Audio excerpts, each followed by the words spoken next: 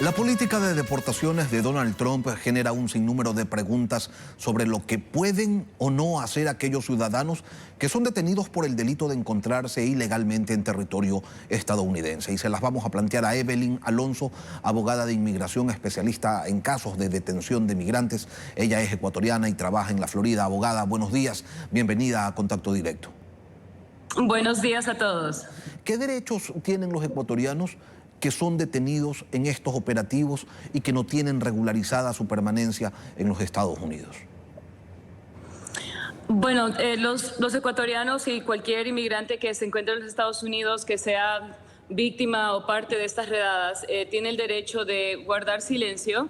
En primera instancia, tiene el derecho de consultar con un abogado de inmigración, llamar a su propio abogado y no darle información a los agentes de inmigración que los detienen. También tienen el derecho de un reclamo de asilo si tienen algún tipo de historial que les pueda otorgar un asilo. Tienen el derecho de ver un juez en detención para tratar de pelear para quedarse en los Estados Unidos también. Hay varios derechos que tienen, es un proceso legal. No es como muchas personas piensan, que arrestan a alguien y lo ponen en un avión y directamente va al país. Sí hay derechos, y especialmente el derecho de pelear el caso en corte si la persona tiene algún caso que tiene mérito. ¿Qué tan frecuente es que alguien detenido en estas redadas tenga esta pelea legal en las cortes y logre que la justicia le diga, está bien, usted puede quedarse? Para ser honesta, no hay muchos casos que ganen. Si una persona se pone a revisar en línea el porcentaje de los casos que se ganan en corte, especialmente en corte de detención, son muy pocos casos. El porcentaje depende de los jueces. En el sur de la Florida lo que vemos es que hay un centro de inmigración donde algunos jueces están más dispuestos que otros a otorgar asilos y otros casos de peticiones familiares cuando la persona está detenida, pero la mayoría no se ganan. La persona sí termina siendo deportada en la mayoría de los casos, desgraciadamente. Muchos detenidos y posteriormente deportados tienen pues propiedades, vehículos, casas, menaje. ¿Qué pasa con esas cosas cuando los deportan? La persona no pierde estas cosas. Estas cosas se quedan aquí técnicamente. Por ejemplo, si una persona tiene dinero en una cuenta bancaria, ese dinero se queda ahí. Si una persona tiene un carro, también se queda ahí. Una casa, lo mismo, también se queda ahí. El problema es que cuando la persona es deportada no tiene el derecho de regresar. En realidad es demasiado complicado que regresen. En el 99% de los casos la persona no puede regresar. Entonces lo que vemos como abogados de inmigración es que la persona que está en el centro de detención nos pide que por favor le hagamos un documento donde le damos el poder a otros familiares para tener posesión de estas cosas, para que se puedan vender o transfieren el poder a otra persona de estos artículos, pero las pertenencias no las regresan. En realidad, cuando una persona es deportada, lo único que pueden llevar con su persona es una maleta de 20 libras de regreso para su país. ¿Qué tan complicado es desarrollar este documento, este poder para que una tercera persona pueda administrar esos bienes? También depende del centro de detención. Hay muchos centros, estas son cárceles privadas, entonces cada cárcel privada tiene sus propias reglas acerca de cuáles son los requisitos para que una persona entre a la cárcel. Entonces, en muchos casos, el cliente quiere que nosotros le llevemos este documento, este poder, pero necesitan, por ejemplo, traer una persona que notaría el documento. La cárcel a veces no deja que estas personas entren, que los notarios entren. Nos dejan a los abogados entrar, pero no al notario. A veces tienen ciertos días y ciertos tiempos que la persona puede venir. Entonces, no es tan fácil, pero sí es posible. ¿Y cuál es el costo aproximado de esos trámites? ¿Es algo, no sé, oneroso?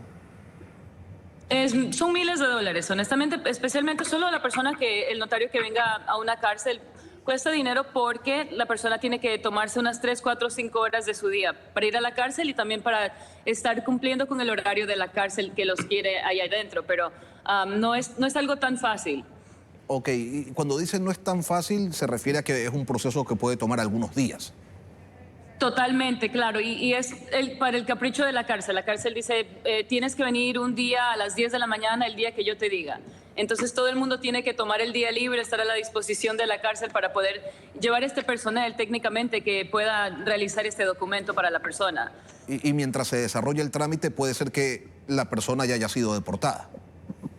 Totalmente. Entonces, nuestra recomendación a las personas cuando están en un proceso o un riesgo de deportación es que tengan este documento ya hecho por si acaso algo suceda, que son detenidos y no tengan que pasar por esto, porque esto le causa un problema grande a la familia, especialmente cuando es el cabecero de la casa que va a la cárcel, entonces la familia se queda sin ningún ingreso.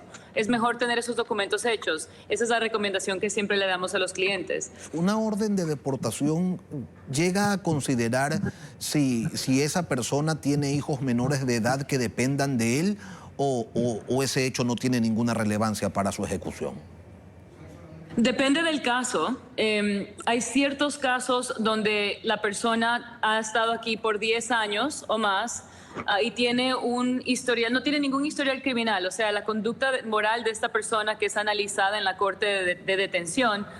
Se nota que la persona es una buena persona, que ha pagado sus impuestos, que ha hecho muchas cosas por el país y por su familia.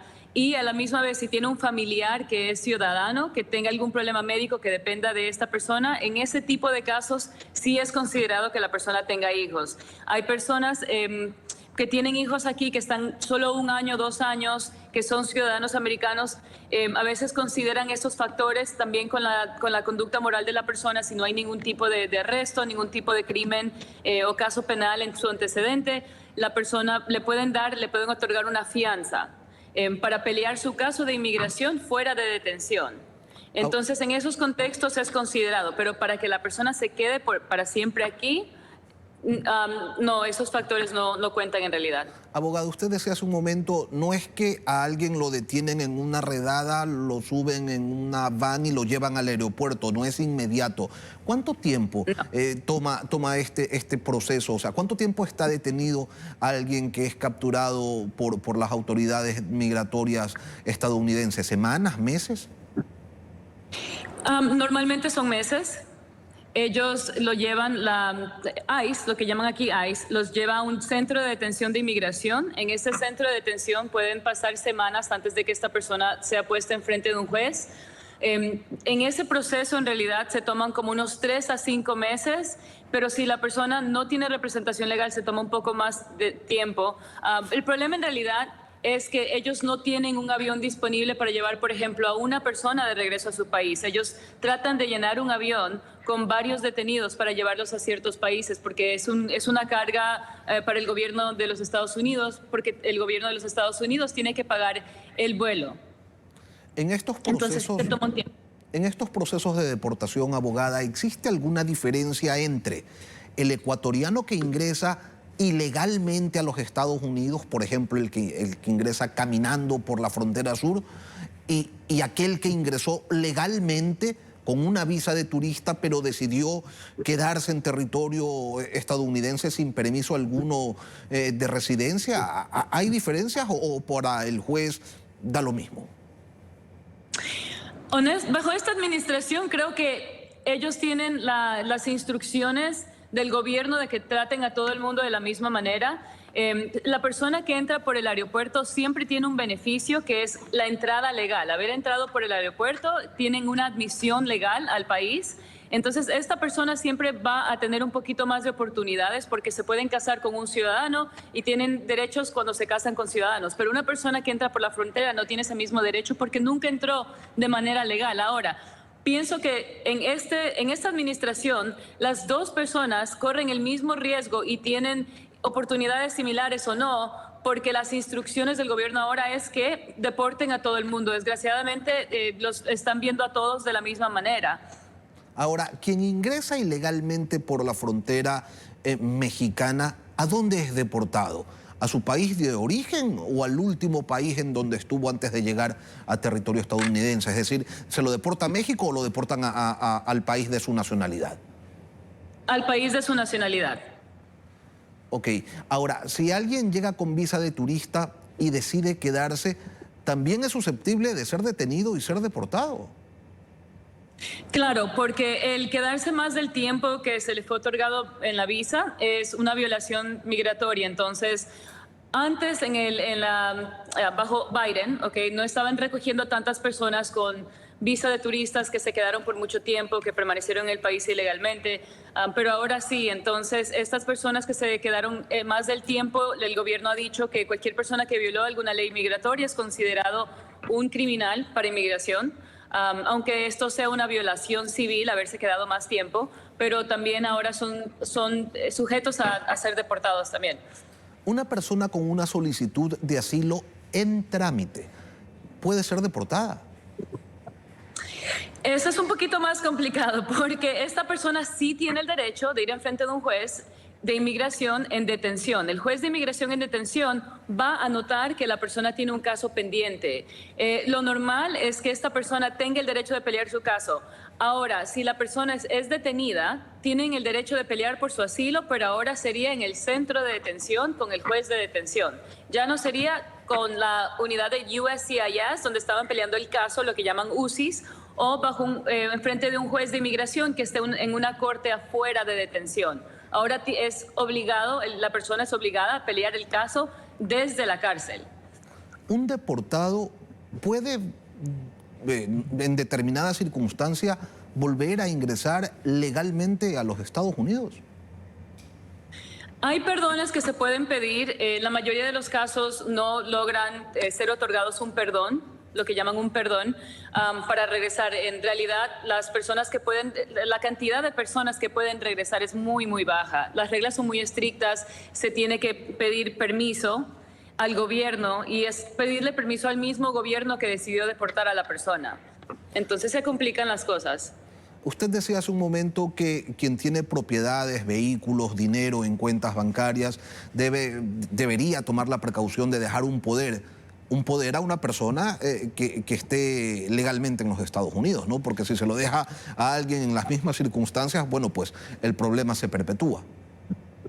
Totalmente, totalmente. He visto muchas personas que contratan un abogado de familia, también para problemas de custodia. Por ejemplo, hay personas que los deportan y si la mamá y el papá son ilegales y viven aquí, obviamente la persona que no están deportando, supongamos la mamá, se queda con los niños. Entonces, si el papá que es deportado quiere ver a sus hijos en el futuro, necesita hacer algún tipo de acuerdo de custodia para que los hijos puedan visitarlo en el país a donde sea deportado. Entonces sí, hay muchos poderes y muchos documentos y contratos que se pueden hacer así para prevenir que las cosas sean más complicadas en la situación que una persona sí se ha llevado a un centro de detención o deportada a su país. ¿Qué pasa con los menores de edad no sé, cuyos dos padres son deportados o que quizás solo se encuentran allá con uno de ellos y este adulto es capturado y deportado? ¿Quién se hace cargo de esos menores o también los deportan? Los menores acompañan a sus padres. Ellos no pueden dejar aquí un menor de edad sin una mamá o un papá. Entonces ellos facilitan que el niño o la niña vaya con sus papás en el vuelo. Pero, ellos sí viajan con ellos de regreso. Pero usted decía hace un momento que puede tomar semanas o meses y que este adulto se encuentra detenido, está preso. ¿Los menores en dónde están durante ese tiempo? ¿Van también a una cárcel o no? No, ellos no van a una cárcel. Un ciudadano nunca puede ir a una cárcel, o un niño ilegal tampoco los ponen en una cárcel. Lo que sucede es que tienen familiares a veces que los cuidan, a veces desgraciadamente lo tienen que dejar hasta con amigos. El centro de detención y la Corte de Inmigración y Detención no se preocupa en dónde se queden estos niños. Eso es parte de los argumentos que le hacemos a los jueces, que los hijos están con una persona que no debería estar con ellos o que ellos no tienen ningún familiar con quien dejarlos. En el peor de los casos, se involucra el estado de la Florida para quitarle los niños, la custodia de los niños a la persona si no puede cuidarlos, porque supongamos que es una mamá que vive sola con los hijos y la llevan a detención. El Departamento de Niños y Familias se los tiene que llevar porque no se pueden quedar solos tampoco. Se los lleva hasta que se dé el proceso de deportación y ahí los entrega para que regresen a su país de origen. Exactamente, sí. Yo le quiero agradecer por la información que nos ha brindado el día de hoy Evelyn Alonso, abogada de inmigración en Florida y especialista en detenciones de migrantes. Un buen día para usted. Muchas gracias.